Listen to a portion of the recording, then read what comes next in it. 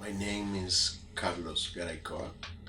I am a Cuban artist. I am Cuban born, and I've been studying the fine art school in Cuba, and been developing a lot of work about architecture and the cities.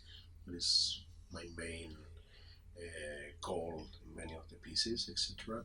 Recently, in the last 10, 11 years, I've been living in Europe. I live in Spain, and I divide my time between Spain and Cuba, where I have a studio in Havana and I have a studio in Madrid.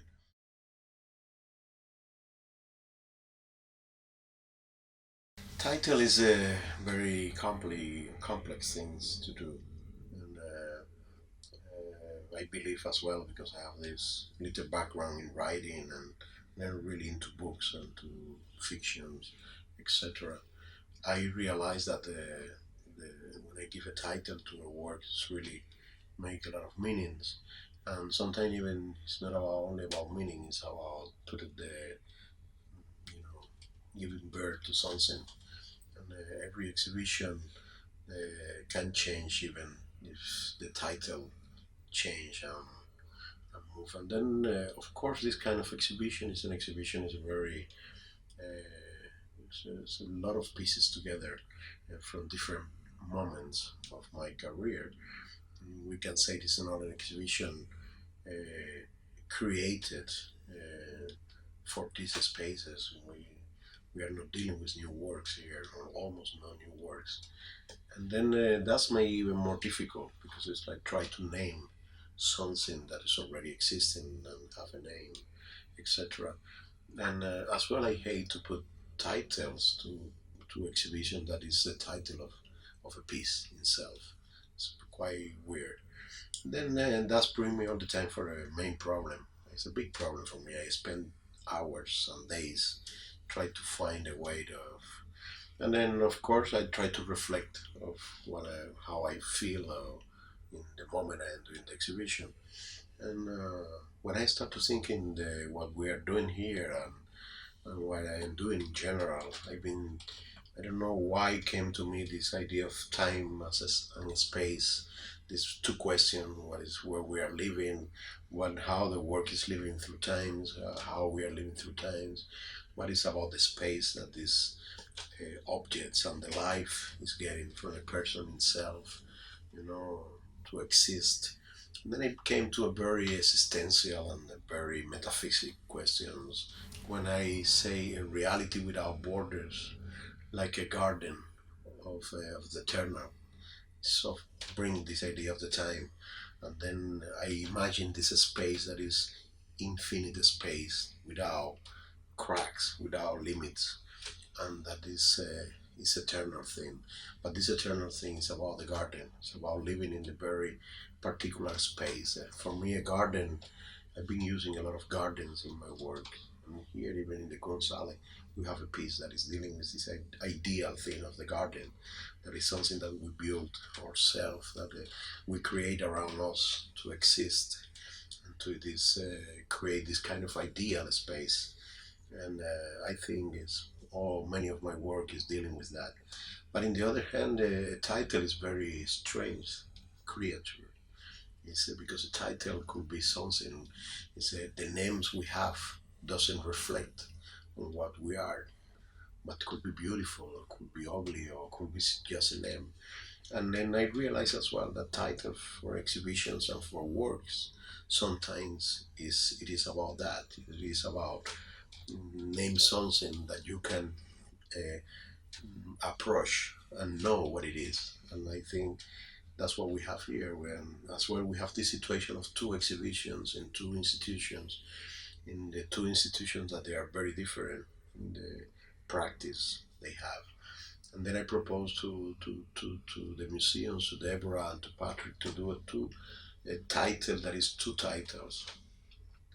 For me, that the beginning was one of the exhibition I wanted to call a borderless reality, a reality without borders, and the other one as a garden of the eternal. And then you complete the sentence, putting together the two exhibitions. Abysm is a piece from 2017. Uh, yeah, it's put together different medias. It's putting together music and putting together performance and animation and photography.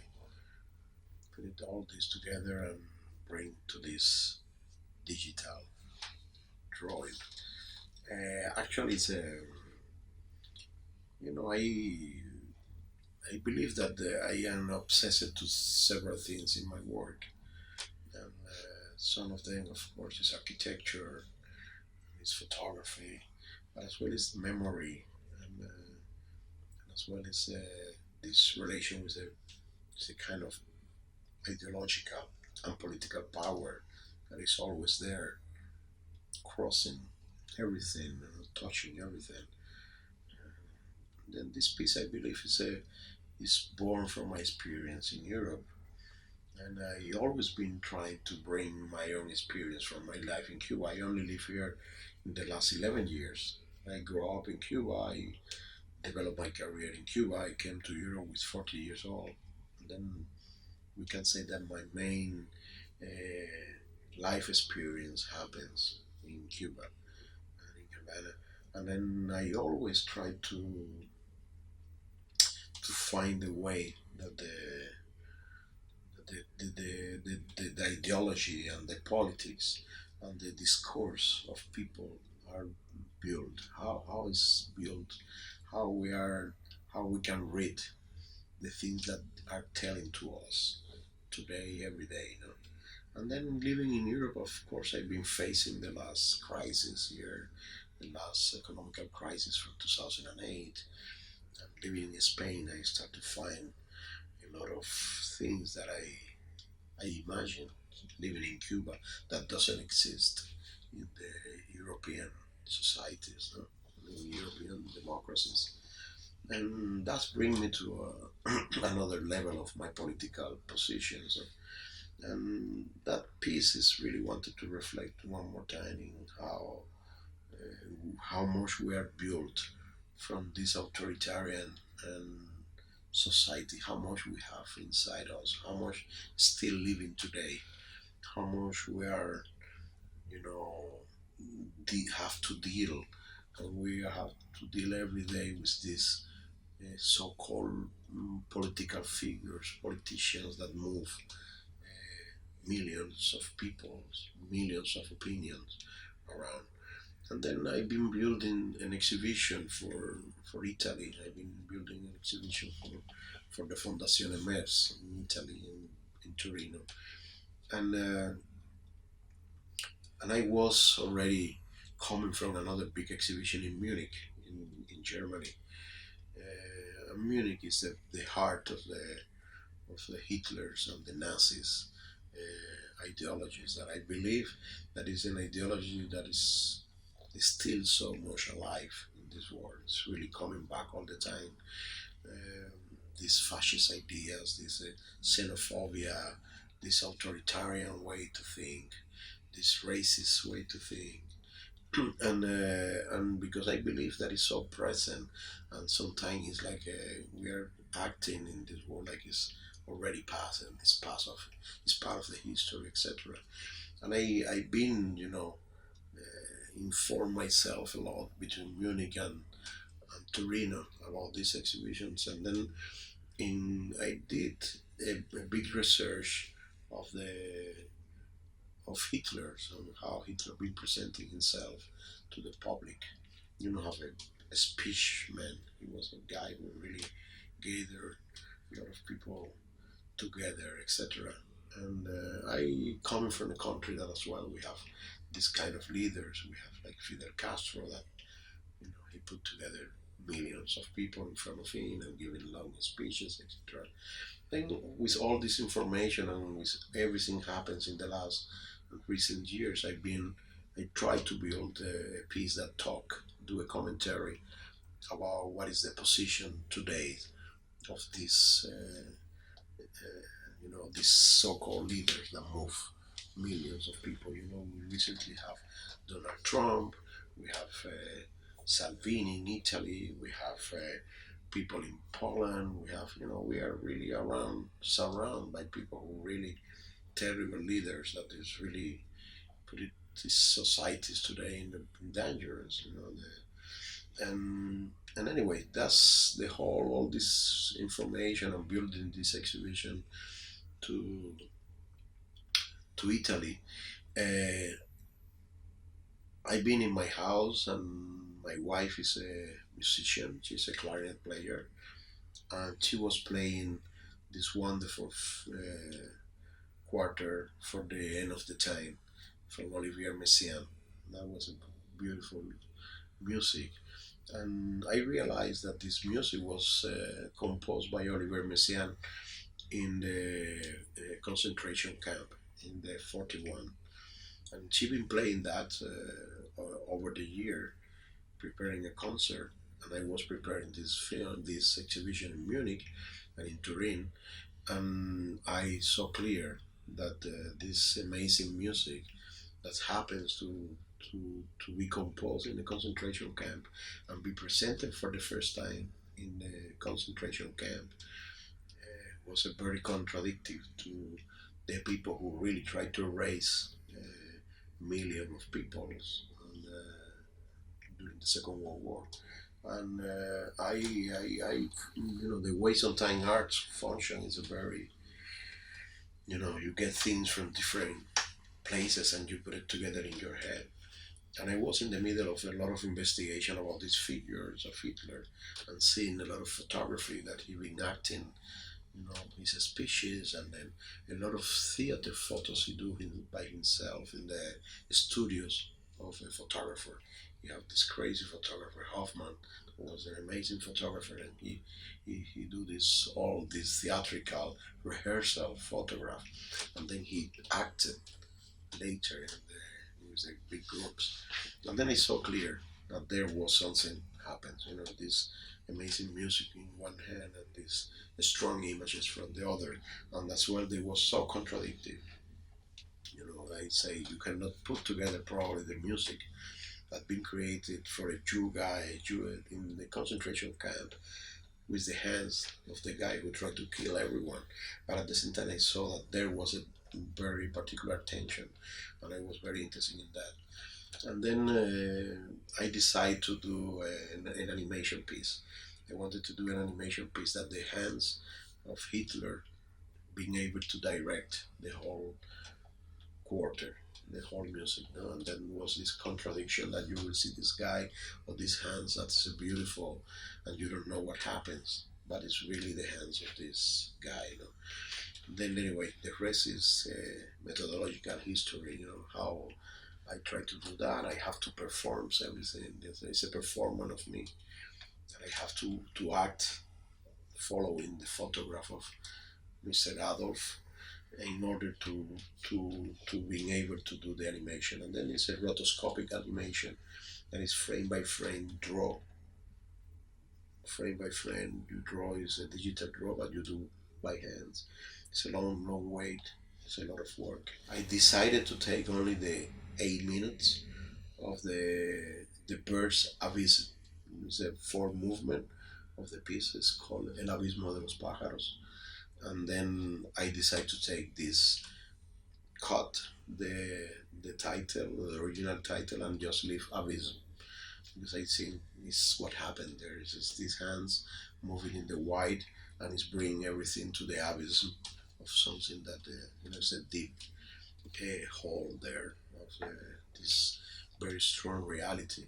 And then I think it's in the way it's a very raw piece. It's a very strong piece. It's a really strong movement. No, this idea of the music.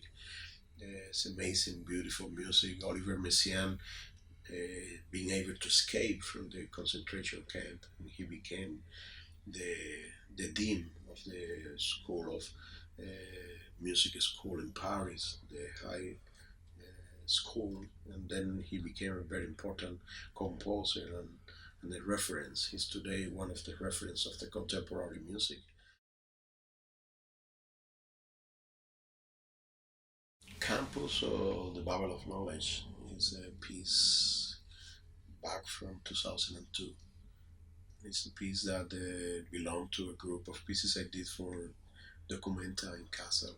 First time I participated in Documenta in 2002. And actually been developed until this moment a lot of pieces reflecting on architecture on the city of Havana, dealing with objects, with found objects and drawings. In the ski centers as well, we will have several drawings that is photographed from the city where I plan different buildings and proposals, architectural proposals for the city of Havana. And when I get invited to Documenta by Okwin Wensor, that is actually is one of the writers in the book we have. Okwi was very interesting in this moment of my work, in these drawings and models and photograph. He was very focused in this part of how I've been using reality to create a kind of fiction that deconstruct this reality and make it a lot of political questions to Havana, to the city, and to the city in general.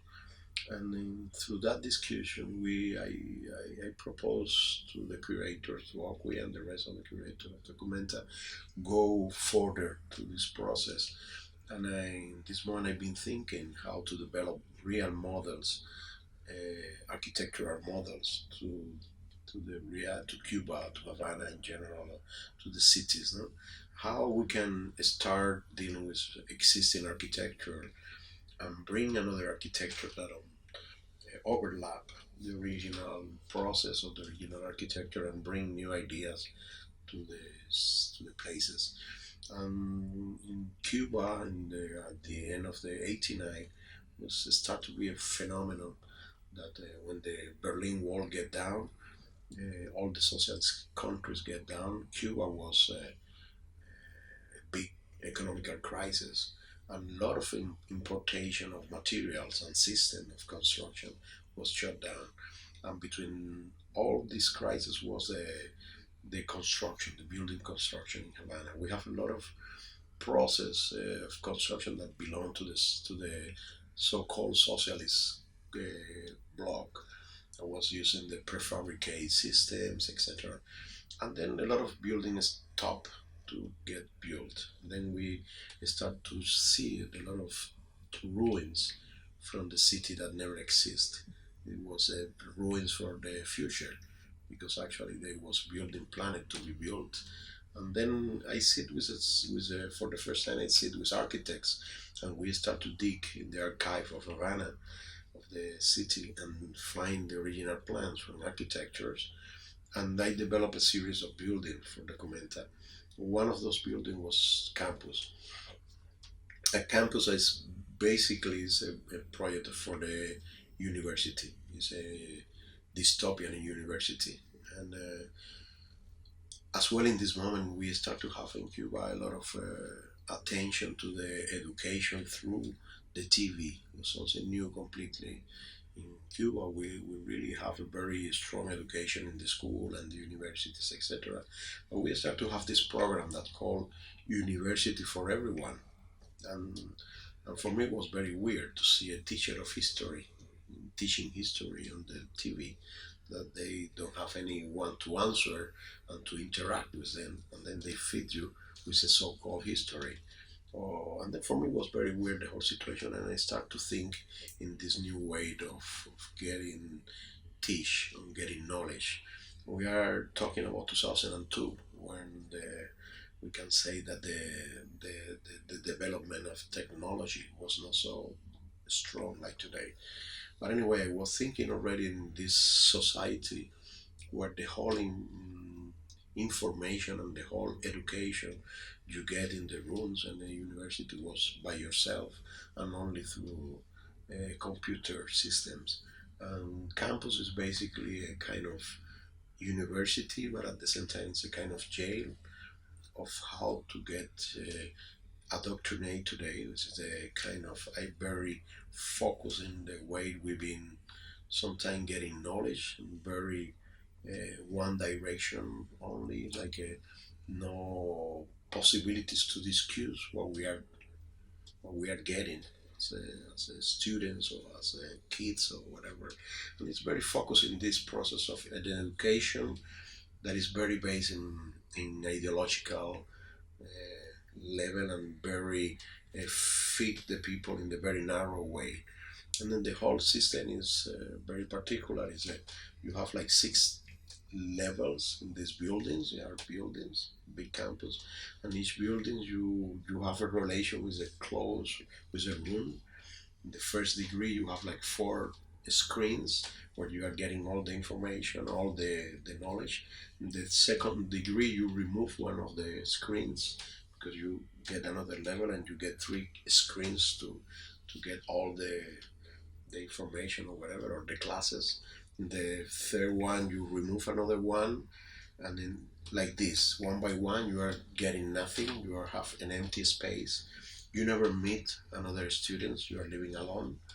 You have a system that you go in from your room to the classroom, and it's a con- big space that you never meet anyone. You go to each room, classroom in different moment of the days, etc. Then at the very end, it's really like a very a strong methodology to keep people separate and keep people concentrating the screens and in this so-called information that you are getting from some place.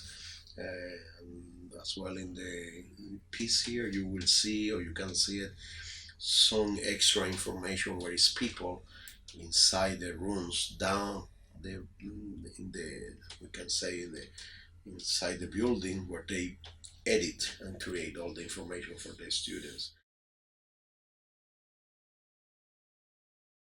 I believe that I am a person that been looking to a reality, to the day life reality.